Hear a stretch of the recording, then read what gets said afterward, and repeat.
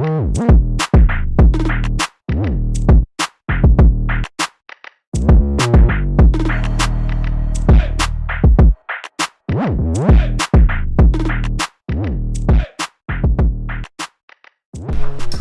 he told me that you were from the States, I was like, what? Mm-hmm. So where are you from? Like, from the States? So I was born in Dallas, Texas. Okay. Parkland Memorial Hospital. That's in an area in Texas. And my mum and dad had met in London, but my mum moved to America, and my dad followed her over there. They got married and they had a bus, and then that's when we sort of stayed there they stayed there for about 2 years before we were born, but 12 years is how long I lived there, and then I moved to London when I was 12 years old. London? Yeah. So that was in, I think it was 94, end of 94 when we moved to London. Whereabouts in London? So South London, Okay. Battersea Park, Tooting, Croydon, all of that was my running ground for when I was 12 to when I was 19, and a lot of that was basically playing basketball, did a bit of music because my uncle, Lord Redeem, he was a rapper himself. Okay. He was in a group called Gamma, started a little like a rap workshop kind of thing. He did a lot of work in his community, and that's probably where I got that love for it as well from. Okay. And he introduced me more to the rap culture, because when I'm in America, I'm in a very close-knit church background, and listening to secular music I didn't really do. So it was only when I came to UK that I learned about my West Indian culture roots and hip hop, and I started listening to DMX and started listening to all those different kind of music there, and seeing my uncle as well doing his thing, because he was affiliated with a guy called Ty, who's recently passed away from COVID. He was a big rapper as well, and they started a group called Gamma. But anyway, watching him perform, that made me sort of think, what's all this hip hop thing about? And that's when I started writing rhymes and started clashing in school. In the playground, and then that was it. That's when I started getting into music. When did you turn around and say, like, okay, I want to get involved in the actual scene, like fully? It was when I left London. So when I was in London, it was mainly basketball. I was playing for the London Towers at Crystal Palace, doing lots of touring around London with the basketball team. And then when I moved at 19 to Wolverhampton, that's when I met up with DJ Apostle, and that was in Wolverhampton, in the college down there at the Wilson campus, and he actually played basketball himself, so that's how we sort of met. But then he said he wanted to be a DJ, and I said, well, I'm a rapper, but garage is coming up now. We're hearing these new tunes, Neutrino, So Solid, all them and we're thinking, we could jump on this, and I just had to speed it up. So I just thought, right then. He had a set of decks that he set up in his mum's house, and we were just there all the time, just MCing. And when I say we then sort of recruited new other people who wanted to be MCs as well. Bouncy, Maze, Devious D, and we then sort of started doing bits and bobs, just recording sets inside of the house. Sometimes going to youth clubs, and these kind of things don't happen no more, and just doing. Do you know what, youth clubs were massive in regards to like music culture as well. Exactly. And I remember when I was younger, you could go to workshops at youth clubs, and you could do like a production course, or you could do like as a rapper, you could sit there and do like a collab with a producer where you work on beats, DJ workshops. You don't really get that no more. It's a shame. And then that's why I do what I do now, which is trying to bring that back. Can I quickly ask you a question? Why did you move from London to Wolverhampton? Basically, my dad, he basically says that he couldn't find a long enough work contracts for what he did, and then I think his mum moved to Wolverhampton. God rest her soul. She moved to Wolverhampton, got a place, and then she told him to come and visit her. He's found out, there's actually more opportunities down here in Birmingham and in Wolverhampton. So he said he's coming. I was 18. I said, I ain't leaving Wolverhampton. Where's that? Some countryside. Do they even have a McDonald's? So I said, I ain't leaving. So I went and lived with my auntie in Battersea. and my brothers, they all came down here, and then after about 6 months, my mum was like, the family's not complete without you, come down, da, da, da. I split up with the girl that I was with anyways, and then I said, alright, let me come and see what I'm on. And it was a very good decision, I will say. Some people might think I'm mad. Some people might say, you're going backwards from America to London to Wood. Nah, I think it was a good move, because I'd rather be in a smaller area with a mind state of an American or a mind state of an entrepreneur, rather than in a place where there's so many of them like that. Yeah. I feel like in London there's so many of them like that, whereas over here there's less. Yeah. So I feel like it was a good move, and I feel like I've achieved so much more than I probably would have been here. But I don't know, who knows? It was God's plan. So basically, where was we? So we're doing our little dances. We're practicing in an apostles' room and making recordings of our sets for the garage team. We're a crew now, but we hadn't really had a name. And then we've gone to a studio, and the studio was Sam Sharp's, which is the studio which I now manage. So how old were you then? I was about 19. Okay. So we've gone to the studio. Yeah. And we basically done a set, yeah. And we started doing a bit more, because we wanted to get our sound to be more professional. So that's why we did recorded our sets in there. And the owner, or the manager at the time, God rest his soul, Lester, big time community man, doing his thing, and he's sort of doing the job that I do now, you get me, but he was way better. But anyway, he heard us and he said, do you guys want to go on a radio station? And we were like, wow, really? Yeah. And then they put us on a pirate radio station called Skyline, and we started doing this weekly show every Wednesday, 6 o'clock, the Smirnoff show or whatever. And we started getting following, people calling in, people sending messages, and we just started getting more and more people asking us, can you do this show? Can you come to this youth club? Can you come to this dance? Can you do this?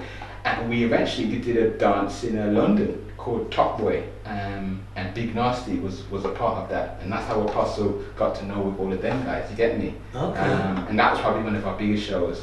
And then after all of that kind of carried on going, there was a bit of problems with some of the members, and we broke down in about 2003, 2004 kind of time. Okay. I started working for a national newspaper. Okay. And in advertising, and I was also doing part-time business studies. I went to uni to do business management. That was it. Okay. Was that with the vision of doing what you do now, or was that not? This is what I was trying to get to. It's all linked in a mad way, because I'm gonna let you freestyle. Do your thing, because I've gone to uni part-time. I've already moved out the house. I've got my flat with my then girlfriend, now wife now. But I said to her, I want to run my own business, but I don't know what it is. So she said, what about uni? So I said, all right, then I'll go there. Yeah.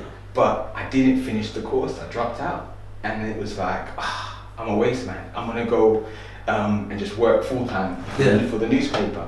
But I dropped out mainly because they found out that because I was working full-time, I was getting more money, and they couldn't give me the student fees, and I would have had to pay for it. And I was thinking, I can't do that, so I didn't. But while I was at uni, I loved marketing. I loved the element of marketing and promoting. It just really intrigued me, you get me? And then when I'm at the newspaper, I'm in the advertising section. So I'm selling advertising, designing adverts, writing press releases, writing editorials for businesses that are in the entertainment sector. The section was called The Ticket, and that's where they would talk about pubs, clubs, restaurants, events, and all that kind of stuff. So anyway, I've learned that skill from uni, the marketing element of it. I've also learned about business planning, because that was another element of it, how to write a business plan. And then I started getting people in the music business calling me up from like Apostle recommendation, probably saying, yo, can you write me a press release? Can you write me a bid for this idea that I've got? So I started getting paid to do music marketing. And that's how Tipsman PR came about, because when I was MCing back with the group, I was called Tipsy. But when I stopped MCing, I just took off the Tipsy and just became Tipsman, and then the PR side, and then that was it. And then at about 20, I wrote a bid, and this was to the Prince's Trust, and this was for me to set up a business called Tao Genie. And basically Tal Genie, the slogan was Talent Genie, where talent grants wishes. And I went and I pitched it, first time ever, this idea that I wanted to get funded. And I got $5,000 given to me to set up this business. Now the business didn't work out, but I learned from there about how to pitch an idea and how to get funding for it and that kind of thing. So then other people started hearing about what I did for that. And then Apostle's been very influential in my life as a friend and all this kind of stuff. Yeah. He then said, have you heard about Flush, which was another channel which was doing very well in Birmingham, similar to SBTV in London. Okay. And they needed somebody like me with a corporate head, because I was working in the offices of the newspaper, who can speak very well on the phone, who could do all that business side while they were out in the streets getting the video, getting the footage, getting that kind of thing. So I got involved with them. And I was their PR and marketing man, or the business side of man, and I would help them register the business. I would help them do it. They wanted to do like events, and they needed to get permission for that. So I'll be the one who'd be making the calls and that kind of thing. But then one of the guys, Speedy, he got his camera stolen. He was sort of falling out of love with it as well. So then Flush stopped, and then that was when the P110s came about. And that was when the others channels, the JVZ Media, but Flush was the very first one. For the Midlands or Birmingham? For the Midlands and Birmingham, sort of, you get me? So if anyone knows the real stuff, they will know what Flush was doing for the scene, you get me? So shout out to Speedy, shout out to Envy on that one. But anyway, after that fell apart, I was still sort of thinking, all right, I love this now, because I'm not a rap MC or a rapper anymore, but I'm still behind the scenes making moves. And it was just like, I got a call when I was at the desk for the newspaper, and it was from somebody wanting to advertise a recording studio, and they were called Beatsabar. And I was like, okay, what's going on? So I went down to the space, and I saw it, and this was in Bilston, just a trading estate there, and they said that they had a son who was abroad touring in a group, and they bought in this studio, and it wasn't getting enough business in, so they needed to get some advertising dealt with. So I said, no problem, I'll sort it out for you. But then I also said to them, they said, oh, it would be great if we did have another engineer who can record people here. And I thought, DJ Apostle, my friend Dominic, because he was recording people in his house, and I used to go there just chill, and I used to see JK and Triller and Dax and all these other kind of artists coming through, and so then basically Dom went and started working out of that studio, and then in the meantime, while all of that was going on, me and Dom were still patting up things, and he was saying, John, I wouldn't mind doing like an agency, a management agency. So I was like, yeah man, I'll be the guy. So I wrote up the contracts, Revelation Management was formed. We then signed Triller, and we signed Daps in the Map. So we'd be having these late night meetings, we'd be doing all these kind of things, planning. My biggest sort of coup or success was when I got Triller's first EP, 0121, into 3 major HMV stores. Had it at the front of the store, had a big panel, and all his CDs were there, and it sold out a couple of times in that store. That was called a local distribution deal, and the way I got it is because I was working at the shop or the newspaper. I've walked in to the HMV in Wolverhampton. I said, who deals with distribution deals? Didn't have a clue what I was saying. I said, I need to talk to somebody. I gave them the picture about who Triller was. They've gone off to head office. They then said, we need to speak to you on the phone. Did it again, and then they said, yeah, you got it. And we were like, and we had to bag up all these CDs and then deliver it to them. And then is that how easy it was to get? That's how easy it was to get into. It was a local distribution deal, and that's what I got. I didn't get a national one, so it wasn't in every single one. But that was store, just in the local area. So Wolverhampton had his CDs. 3 of the Birmingham stores had his CDs, and that was a mazza. You get me? You know what's crazy about that to me?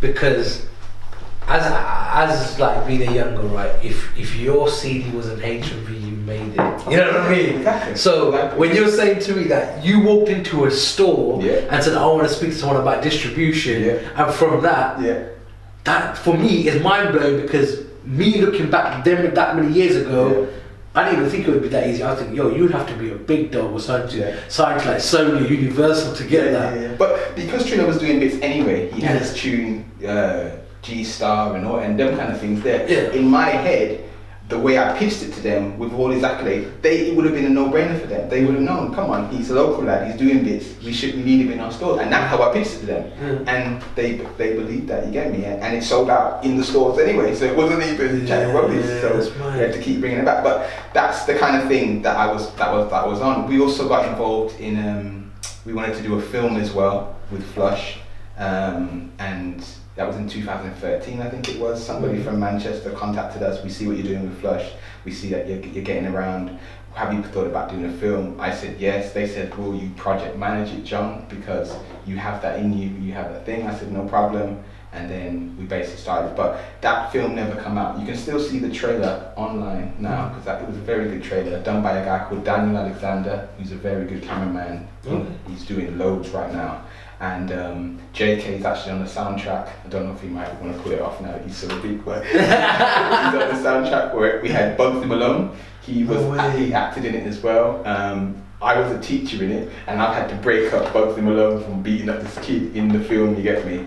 I've never released this film. We never released it. No. I was about to say, can I see it? Yeah. Well, I've got some clips of it, but the problem with that was we didn't know what we was doing. And we've gone into the newspaper saying we're doing a casting call. We've gone to Manchester. I've driven from Wolverhampton to Manchester. My missus wouldn't let me stay down there. Yeah. She was like, no, you have to drive and come back. So I was like, all right, then cool. We've pulled up at the Hilton Hotel, and Manchester City were actually in this hotel. Oh, okay. And we were seeing those players. We were going, wow, blah, blah, blah, blah. We've hired out the top room. We've gone up there, and there's queues of people waiting to audition for this thing. Now, anybody who asked for an audition, we sent them the script. And I was emailing scripts thinking nothing of it. But there was real actors who turned up. And we told them, you're not getting paid from this. We haven't got no money. Yeah. This is just going to be a little thing that we're trying to see how it goes. Yeah. And people from Shameless, people who acted in, what was the other one? Some BBC documentaries and drama. They don't. So anyway, we line at the table, and there's four of us, me and a girl called Rochelle, big up Rochelle Blake, she's the sick one from Manny, and a guy called Daniel Scantlebury, he's done bits for the BBC and everything. And then some next geezer, Michael Eskeridge, that was it, and he was the screenwriter for the thing. Okay. So we're sitting there, we're looking like we're Britain's Got Talent, and people are walking up. We set up the cameras as well, and they're reciting the script that I've helped these guys sort of put together and everything. And in the end, we had a week, and we filmed solidly for a whole week, and we would run up in places like homes and under subways, and we would just do it. And then every time the police or the council would come, they'd all push me forward, and then I would have to talk to them and say, yes, this is what we're doing. And the police would leave us alone, and it was mad because we were thinking, wow, we're going to get stopped here, but they were really helpful, you get me? But yeah, what failed was that the sound quality from the guy holding the boom took too long. The editing didn't get done in time, and then the motivation just dwindled out. You get me? Just dwindled out. But in my head, again, I don't see nothing as a fail, really. I just see it as a learning experience. So now I know if anyone else wants to do something like that, then I'll definitely help them, and I'll tell them where we went wrong. You know what? You know why I like that story for me personally? Because like when people turn around and think about making a film, like I think a lot of people, because it's a big project, they sort of get scared before, so they sort of talk themselves out of it before they actually go and do it. And you guys actually turned around and like started it. But I know what you mean. Alright, you guys lost motivation, but I think what I'm trying to say is the fact of just doing it. Yeah. Do you get what I'm trying to say? But like just executing on a project. And like, I'm sure you must have learned a lot from it as well. Definitely learned loads, and just seeing the different kinds of people management skills that you need to have, and also just thinking about continuity in a film where if you're filming in constant days, having different people just running the wardrobe, that's the key thing. So you know in each scene that people need to be wearing the same clothes and all those kind of things. Even script writing and watching people's emotions being put through the different scenes. But watch this clip. If you see the clip on YouTube, Family Ties UK drama. Check that out. Family Ties. And you will wish that the film came out because the way it was dealt with, it looked really good. You get me? Is there a possibility they could come back to life, that project? You never know. Rochelle, she's got all the footage, and yeah, it's just quite dated in both of our eyes now. It's like 2013. It was. We're in 2020, so the clothes people are wearing and everything. But it still could be a YouTube thing. There's loads of them just popping up sometimes, these YouTube dramas, so who knows. But yeah, it's still there. It's not completely done. Oh, so basically you've been in films, you've dealt with marketing, you've done PR. Yeah. The other thing I didn't talk about was how I got into sort of like the entertainment side, because music was there, but then just the medium entertainment, that sort of happened when I was playing basketball for the London Towers. And an agent came up to us and they said, does anybody want to be in an advert for the launch of the Kit Kat Chunky? And this was in 2000. This was in 1999. So I then put my hand up and I went to the audition. I turned up late and I was actually the last one that they saw. And they must have liked me because they called me back for the final one. And in this one, there was people from, I think there was a thing called Dream Team. There was another young boy and another guy.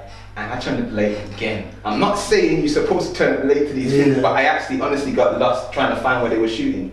And anyway, they gave me the part and it was just me in the whole advert. Is it on YouTube? It's on YouTube now as well, yeah. So, if you type in Kit Kat Chunky 1999. But anyway, that was my first taste of getting picked up in a chauffeur-driven Jaguar, driven to a set, having your own sort of like trailer, then having a makeup person and then doing the show, the whole shooting thing, seeing the cameras, the big lights and all that. And I was thinking, wow, this is mad, this is. And then that just sort of brought me into that kind of world. And then I got paid some money, $3,000 for just a 30-second advert. And then it got sold to South Africa, the same advert, and then I got another $2,000. So then it showed me again that there's money in this entertainment side, but it then also showed me about just seeing a whole sort of set and that kind of thing, and that sort of spurred me on to want to do more. So I did another advert for Frosties and for Ford and all that kind of stuff. They paid me out, but those things never come out. But it still showed me again the camera life and this side. So now I'm in that side of the world. And now I've seen the music side or the studio side. So then at 20 or 21, that's when I'm thinking, how do I get my own piece? And then that's when Taogenie sort of came, because the funds that I made from that, that's what I bought. Cameras, lights, wanting to do my own type of videos. I didn't really talk about the concept of Taogenie, but that's probably another day. But that's when it sort of started. And then when Flush came about and I started working with them and there and going to shoots and then doing the film and then So anyway, I don't know what year we're at now, but probably 2014 is when Beats the Bar was launched, when we did the pitch in front of the centre guys and I was the spokesman again, and they bought it and they gave us the keys. So I was at the Express and Star newspaper sitting at a table thinking, I've just got keys for a building with 4 rooms, a rehearsal room, big off studio. And I don't know if I can actually do what I've said in this business plan. Because the business plan is saying we're going to be making this amount of money, we're going to be hitting these schools, we're going to be promote, we're going to get our own radio show, we're going to do this, we're going to work. And then I was just thinking, how am I going to do this? This is part-time. I'm working at a newspaper, but I've got 2 engineers who are involved, Rich and Dominic, and I don't know how we're going to basically do this. Now, I had to make a decision.